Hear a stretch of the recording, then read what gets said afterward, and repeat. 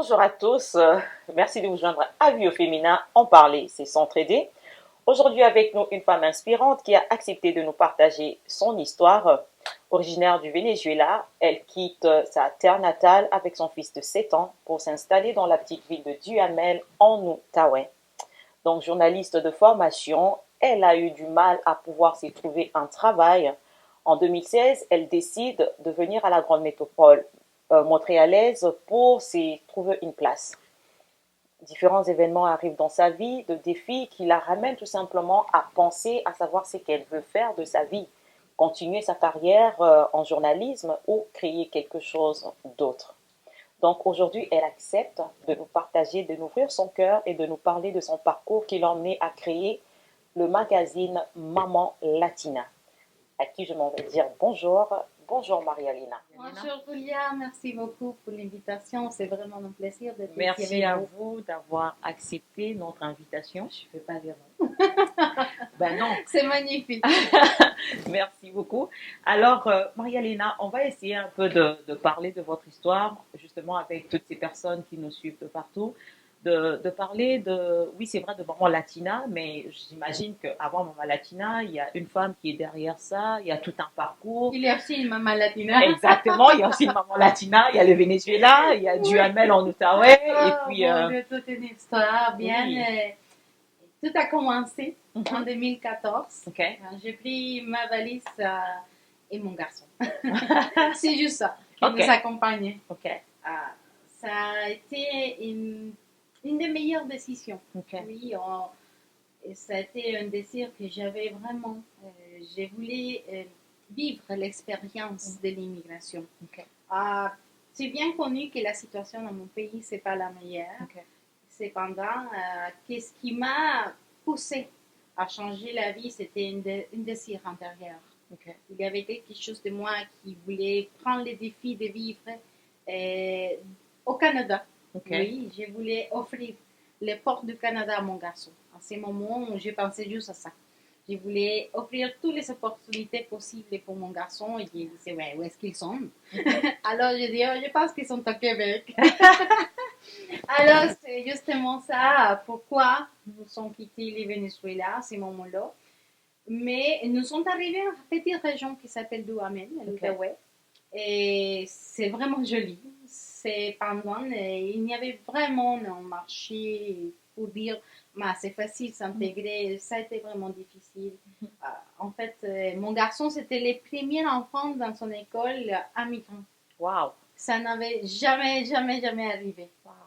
Oui, c'était beau parce que les gens étaient vraiment très accueillants. Tout le monde disait, oh, c'est vous qui venez de Venezuela, bienvenue au Québec. Tout le monde voulait nous dire bon courage, et comptez sur nous. Mais ça a été beau. Ça a été très joli comme première impression dans son nouveau pays. Mais je savais qu'on devait chercher un petit peu plus. Mais justement, pourquoi vous saviez qu'il fallait chercher un tout petit peu plus? Et pourtant, les gens étaient accueillants quand même. Oui, parce que c'est parti de moi déjà, la professionnelle voulait sortir aussi. Okay. Oui.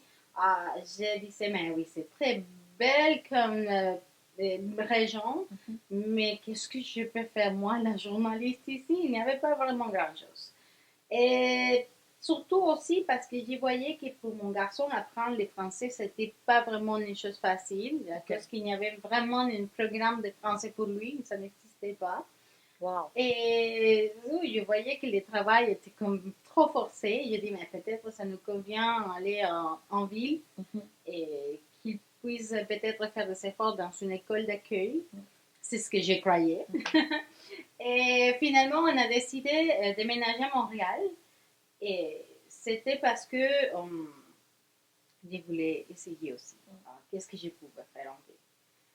J'arrive, tout de suite, je suis allée à la francisation. Mais pourquoi Montréal juste? Pourquoi pas Toronto? Oui. En fait, j'avais l'Ottawa et les Gatineaux encore plus proches. Okay. Mais on a décidé vraiment Montréal, c'est parce que j'ai eu la fortune d'avoir une famille d'accueil ici à Montréal. Okay. Quelqu'un qui m'a donné la main. Okay. Et comme j'étais toute seule avec mon garçon, j'ai dit, c'est pas mal, quelqu'un qui te donne de l'aide. En fait, je pense que partie de ma réussite jusqu'à maintenant, c'était grâce à cette famille, Ok. une famille québécoise qui nous a vraiment adoptés comme partie de sa famille. Ah. Oui, on a gagné, on a dit, on a gagné grand-maman, on a gagné des frères, des cousins. Ce ne sont pas notre sang, mais c'est notre nouvelle famille. Oui. Alors, c'est pour cela qu'ils nous sont ici à Montréal, en fait. Euh, mais mon garçon, finalement, n'a pas eu besoin d'aller à l'école de francisation parce que pas mal, À il la parlait maison déjà déjà, français, oui, Oui. et il rentre à l'école et bien, tout a bien commencé. Ok. Et grâce à la francisation, j'ai compris que mon français n'était pas Si si pire. mal comme je pensais. Je croyais que c'était le pire. En fait, les premiers 3 mois, j'avais toujours mal à la tête. J'ai dit, oh mon Dieu, je serai jamais capable de parler le français, de comprendre le français.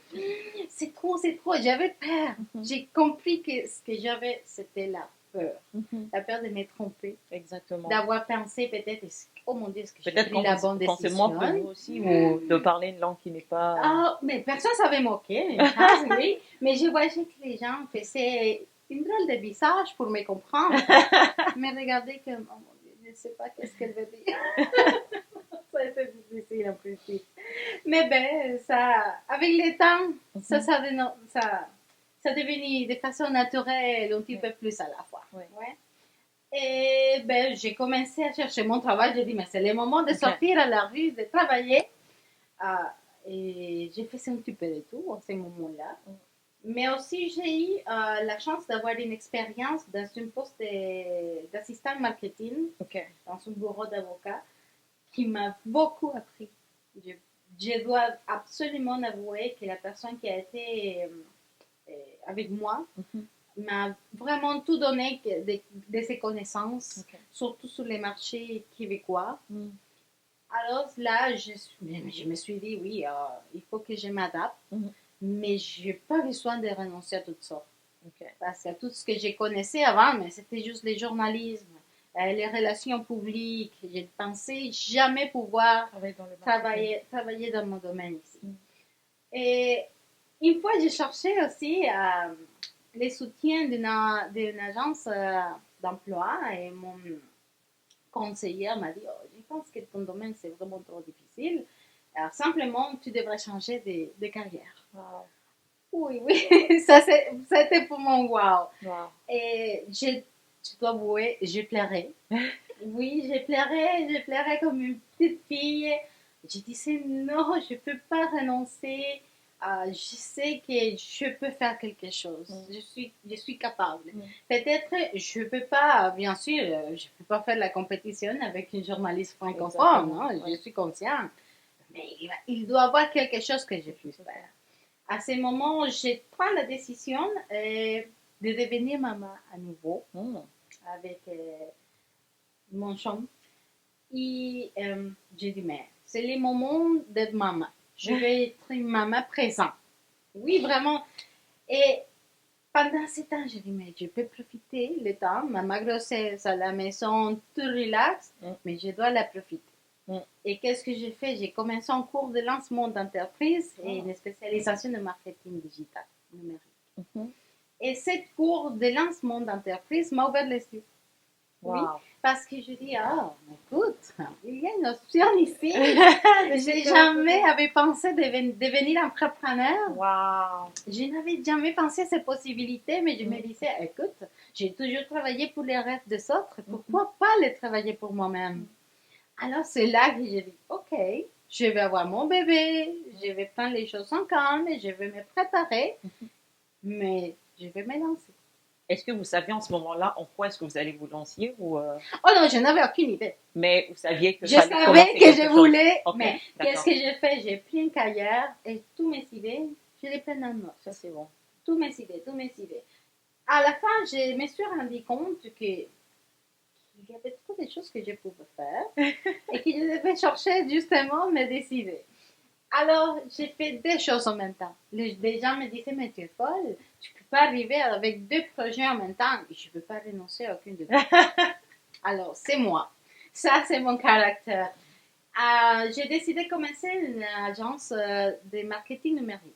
OK.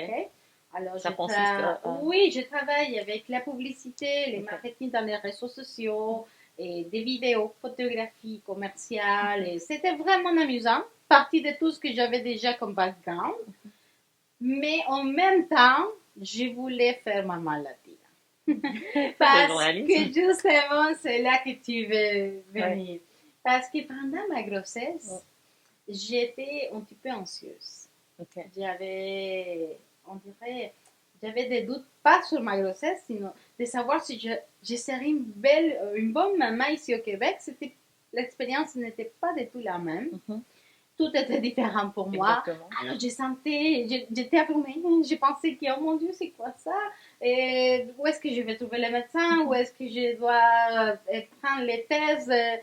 Je ne savais rien, absolument rien. Et je dois voir que les gouvernements du Québec ou les provinces comme telles, il y a beaucoup d'informations. Exactement. Ouais. Beaucoup, beaucoup, mais je ne trouvais rien en espagnol.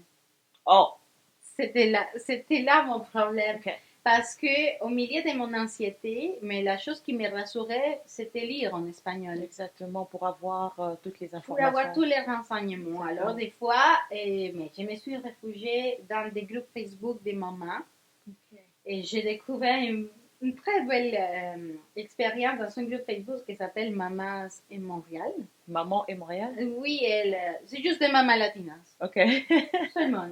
Mais tout le monde comme moi, Mhm. avec les mêmes anxiétés, avec les mêmes peurs, la même besoin d'avoir l'information. Exactement. Et c'est là que j'ai dit, maman latina va naître. Wow. Oui, alors je me disais, un petit projet pour nous donner un petit peu de notre identité Exactement. culturelle ici au Québec. Surtout de l'assurance aussi. Parce qu'au milieu de la peur, on est enceinte. La dernière des choses qu'on veut penser, c'est qu'est-ce que ça veut dire, je ne sais pas moi, quel terme je peux utiliser en espagnol et le traduire en français, mais on veut moins réfléchir en français. Oui, c'est ça. On veut juste que tout Ou soit dans notre simplement langue. relaxer. Exact. Ouais. Oui, Ouais. parce que je dis, je suis toujours convaincue qu'il faut s'intégrer. Oui, Oui. j'ai aucun doute sur ça. Il faut Oui. s'intégrer, il faut apprendre la langue et il faut apprendre aussi sur la culture qui nous a accueillis. Exactement. Oui. Mais quand on arrive fatigué à la maison, qu'on veut relaxer, habituellement on profite beaucoup Et avoir qu'on a un un petit peu bébé de dans nous. le ventre aussi. Oui, surtout ça. Et maman n'était pas avec moi. Mhm. Alors ça, waouh, c'était difficile pour Ouais. moi. Alors, je décide de commencer c'est un magazine digital. Ok. Je décide de commencer ce magazine, mais je disais, peut-être c'est pas juste pour les femmes enceintes. Ok. Euh, on va parler plutôt de la femme latino-américaine au Québec, au Canada, que nous avons en commun que nous sommes des mamans, des professionnels, Mhm. et des immigrants qui s'ennuient de sa maison, de sa famille, de tout ça. Et finalement, on dirait, j'ai évolutionné un petit peu l'idée et de parler seulement de grossesse et de tout ce type de choses. J'ai décidé de parler un petit peu de tout parce que je vais voir la femme comme à l'intégral. Exact. Oui. Une femme comme une partie de maman, épouse, amie, la sœur de quelqu'un Mhm. et simplement une femme. Ok. Une femme qui a ses propres besoins Mhm. et qu'il faut se prendre en compte. Et j'ai parlé un petit peu de l'empowerment, Exactement. Oui. qui a besoin aussi de faire sortir ses meilleures qualités Mm. pour réussir dans la vie pour elle Mhm. et pour sa famille. Exactement. Mais on va revenir juste un peu en arrière. On s'entend qu'être enceinte, oui, c'est vrai, vous avez eu un enfant, et puis vous avez l'idée justement de partir une entreprise. Mais ok, est-ce que vous avez pensé, et puis boum, directement je le fais? Oh, ça aurait été magique. Mais pas vraiment. Mais l'effet d'avoir fait les cours de lancement d'entreprise m'a donné un petit Coup de peu pouce? ouais, un coup de pouce. Oui. Ah, je savais déjà au moins qu'est-ce que je devais faire pour créer l'entreprise Mhm. et pour se garder aussi les dos en fonction Exact. de toutes les choses légales qu'il faut faire. Exact, oui. Mais c'est un travail d'un petit peu à la fois. Un petit Ok. peu à la fois. Nous sommes déjà, comme magazine, ça fait 8 mois que nous sommes dans les marchés. Ok. Et ce sont 8 mois où j'ai la sensation qu'on a vraiment grandi, que j'ai fait grandir mon bébé. Ok. Ça a été mon deuxième bébé. Et on l'a fait grandir un petit peu à la fois, avec beaucoup d'amour. Il faut investir beaucoup Mhm. et pas nécessairement ça va revenir tout de suite. Il faut faire des sacrifices. Exactement, oui. Oui. Et j'ai beaucoup fait des sacrifices. J'ai la chance d'avoir une petite équipe qui me donne vraiment de l'appui. Il est toujours là-bas. J'ai une journaliste fabuleuse qui travaille avec moi et elle est toujours là, elle est toujours là. Et je dis, mais à 7 mois, on est un petit peu court. Ne t'inquiète pas, je suis là. Elle est vraiment fantastique comme journaliste et je trouve qu'elle est merveilleuse. Elle est aussi une maman latina. Ah, Alors, elle comprend bien la vision derrière. l'esprit et la vision qu'il y a sur les magazines. Oui. Mais je pense que ça sont deux personnes qui sont parties de mon équipe. Peut-être je n'aurais pas arrivé ou peut-être dans la même façon qu'on l'a fait. Exact, oui, ça c'est vrai. Ça nous a aidé énormément. Énormément, oui. Mais point de vue famille et tout, comment vous avez fait avec la famille? Vous avez 2 enfants, Oui. 2, il y a votre mari, il y a l'entreprise. Comment vous avez fait pour... En principe, je croyais que ce serait facile. Ok. Je disais, je suis la Une propriétaire femme de mon temps. Alors, je peux choisir, je peux tout réussir. En principe, je croyais ça, sincèrement. C'était pas exactement comme ça. Ok. Oui, je suis la maîtresse de mon temps. Je suis consciente. Mais il faut faire le double de sacrifices aussi. Wow. Alors, c'est pas un travail où tu dis, oh, 5 heures, bye bye, c'est fini, à demain. Mais non, ça n'arrive pas comme ça. À 5 heures, oui, je suis allée aller chercher les enfants à l'école, je reviens à la maison, il faut souper, il faut manger, il faut se préparer pour les dodos et tout et tout. Et à 17, je dis, ah, mais j'ai pas fini, qu'est-ce que je devrais faire aujourd'hui? Alors, quand je vois les enfants, ils sont tous endormis, allez, on va travailler. Et ça m'arrive des fois à minuit et je Vous suis êtes encore debout, sur en train de l'ordinateur. travailler. Mais je dois dire que ça me dérange pas. Mais parce que vous aimez ça.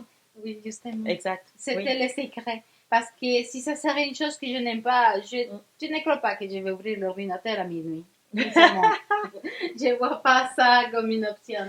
Mais comme c'est chose que vraiment j'aime, alors pourquoi pas? On va le faire. C'est pour moi. Alors les matins, les enfants à l'école tout de suite, au travail. Et c'est vraiment une expérience enrichissante pour moi. J'ai beaucoup grandi, j'ai beaucoup appris. Je ne suis pas la même que j'étais avant le projet. Super. Parce que, surtout grâce à Maman Latina, j'ai l'opportunité de rencontrer des gens vraiment super. Je n'aurais jamais pensé que j'aurais pu trouver des femmes si spectaculaires dans cette société. Peut-être parce qu'avant, mais on était un petit peu cachés dans la boule. Oui. Et je disais, mais oui, les femmes super vont pas arriver à toucher la porte et de dire, hey, je vais être ton amie. Non, ça n'arrive pas comme ça. Mais Maman Latine m'a donné l'opportunité de me faire connaître, mais aussi de connaître des gens qui me font grandir. Exactement. Il y a des histoires comme, par exemple, toi, avec ton programme, ton émission. Ce sont des choses qu'on ne trouve pas à n'importe où. C'est vrai. Et que quand tu regardes l'histoire qu'il y a, par exemple, en arrière de vie au féminin, que ce sont des gens qui veulent vraiment faire la différence en la vie des autres femmes. Exact, ouais. Qu'est-ce que tu peux dire? Tu dis, waouh! Tu dis oui, je veux venir passer l'émission. Oui, je vais faire l'émission avec Julia, pourquoi pas? Et oui. Mais, et alors les articles qu'on écrit, sur base de quoi vous basez sur quoi justement pour écrire des articles? Il y a un petit peu de tout. Des fois, c'est juste l'inspiration de ma journaliste, l'envie. Mais je sais aussi, elle est une très belle professionnelle, qu'elle trouve qu'est-ce qu'il y a comme tendance, qu'est-ce qu'il y a, les mots trending de la semaine. Moi aussi, j'essaie d'être à l'écoute de tous ces groupes Facebook des mamans pour se dire, ouais, quelle est la préoccupation qu'il y a en arrière, comment je peux aider à donner les outils pour résoudre ces inquiétudes. Et c'est un petit peu ça. On travaille en équipe, en fait. Je fais partie ici au Québec. Et ma journaliste fait partie en pensant en général à la femme latino-américaine. Ok.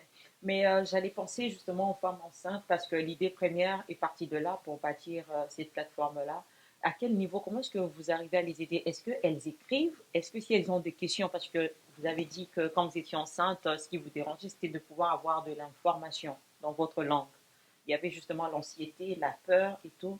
Mais puisque vous avez Maman Latina, comment est-ce que vous arrivez à aider ces femmes-là? Est-ce que vous donnez de l'information? Mais Est-ce qu'elles écrivent? Elles appellent? Comment? j'ai une petite groupe aussi, Ok. Facebook, qui s'appelle Maman Latina Canada. Ok. Okay. Je ne voulais pas juste être à Montréal, je voulais donner l'opportunité à tout le monde de participer. Et je reçois souvent des messages privés. Ok. On dirait que des fois, les gens ont peur de demander parce que peut-être on dit que oh, je ne sais rien. Je ne sais pas, oui. Mais pour respect à la vie privée, mais je ne dis rien non plus. Mais je reçois beaucoup de messages de façon privée sur les messengers. C'est surtout ça. Qui me dit oh, qu'est-ce que tu connais sur ça, à qui je peux parler sur ce sujet. Aussi, j'ai l'opportunité d'avoir dans mon équipe de la collaboration d'un travailleur social qui s'appelle Sandra Londono. Ok. Je pense que tu le connais. Oui, je la connais. Sandra, wow. À qui je dis bonjour si elle me regarde. Sandra a été vraiment superbe parce qu'elle a une connaissance de la société québécoise qui c'est supérieur à la mienne. En plus, elle faisait partie du système comme travailleuse sociale et elle est aussi coach familial. Ouais. Elle nous a donné une vision plus spécialisée du sujet. Alors, quand nous avons des sujets très importants à toucher, on préfère aller spécialiste. Ah, mon spécialiste en ces cas, c'est Sandra. Merci Sandra. Elle est vraiment super. Oui. Mais c'est ça. Pourquoi les spécialistes? Parce que justement, je voulais faire une chose différente. Parce qu'il y a trop d'informations sur Internet. Il y en a beaucoup. Tu es juste Google. Oui, c'est vrai. Mais tu peux trouver 10 et peut-être juste une est vraiment une information sérieuse. Oui. Alors, j'ai dit, je ne peux pas faire partie de n'importe quoi. Si je vais donner de l'information, ça doit être crédible, ça doit être bon, professionnel, responsable surtout, parce qu'on joue avec la vie des personnes. Oui, alors, c'est ça. On veut des informations responsables, on cherche toujours des spécialistes pour donner notre information. N'importe sur quel sujet, c'est important. Exactement, c'est important de le faire. C'est vrai que sur les réseaux sociaux, l'information va tellement vite, mais c'est pas tout ce qui est à notre portée qui est vrai en fait. Mais oui, et c'est pas facile des fois. Est-ce que c'est vrai que je dois croire à ça ou pas? C'est trop facile de tomber dans la piège. Exactement, oui. Et alors aussi, aujourd'hui, les femmes nous regardaient, des personnes qui veulent en fait s'élancer, qui veulent partir une entreprise, qui veulent faire quelque chose. Qu'est-ce que vous diriez à ces femmes-là? C'est pas facile. Mais c'est pas impossible. Exact. Oui. J'aime ça. C'est pas facile, mais c'est pas impossible. Il faut avoir les pieds sur terre et savoir que c'est pas couleur de la rose et on va faire la vie. Il n'y a pas une baguette. Oui, tout est magique. Non. Il faut mettre des efforts de temps, des petits sacrifices. Beaucoup de sacrifices, vraiment. Mais non. Mais les bonnes choses, c'est que quand tu regardes, tu dis, wow, je suis là déjà, et tu ne t'es pas rendu compte à quel moment tu es arrivé ici. Exact. Et il nous manque encore beaucoup de chemin. Mais une fois que tu donnes les premiers pas, ça améliore. Je pense que la chose plus difficile quand on va se lancer, c'est donner les premiers pas. Oui. Parce que c'est là où il faut sortir du confort, de tout ce qui est sécuritaire pour toi, selon toi, et donner les premiers pas dehors, sortir de la boule, aller vers l'inconnu, à l'inconnu sans savoir qu'est-ce qui va arriver. Mais je disais tout le temps, bien, au moins si ça marche pas, je peux dire j'ai essayé. Exact. Oui. Mais je peux pas vivre toute la vie en disant et si j'aurais et si j'aurais un jour, si j'avais su, si je l'avais fait. Oui, ça aurait été trop triste pour moi. Exact.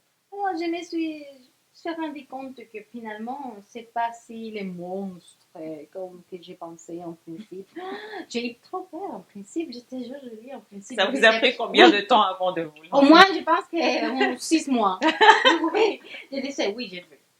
Non, mais c'est pas les mamans. Non, oui, je veux. Non, mais peut-être les bébés. Je me donnais n'importe quelle excuse.